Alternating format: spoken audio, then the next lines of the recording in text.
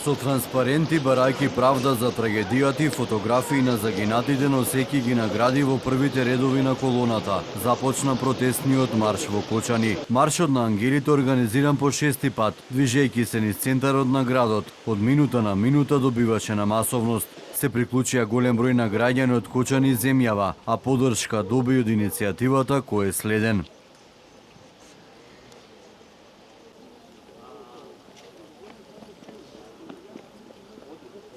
Започна и заврши мирно со минутно молчење пред институциите, откаде се бараш одговорност за трагедијата. Протестниот марш започна тука пред паркот на Револуцијата, истиот продолжен и централното градско подрачје, каде што учесниците молкум пред институциите, каде што поминаа, побараа правда и одговорност пред полицијата, зградата на локалната самоуправа, како и објектите на судството и обвинителството. Системот ги уби, институциите молчат. Голема неблагодарност за политичарите за денешната поддршка. Пожарот ги зеде телата, системот ги уби душите. Беа дел од пораките од денешниот протестен марш. Во Кочани ништо повеќе не е исто. Мртов град, но со понекоја новосно трагична. Нов некролог и лица во инвалидска колички помагала, како последица на трагедијата, велат граѓаните.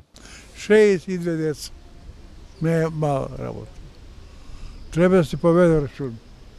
И од држава, и од институции, и од се. Млади деца, иднијата да не беше, не на старите. Градот е тажен, што викат, во црно завиен. Нема таа што беше насмевка, овој веселби, такви работи. Реално да оценат и да овој осудуваат. Може би некој што е виновен ќе биде слободен, а некој што не е виновен ќе леже затвор. Тоа се многу често доваѓа десава во наша Македонија. За градов како е, самите камери ваши бележат. Гледате. Тажно е. Голема трагедија.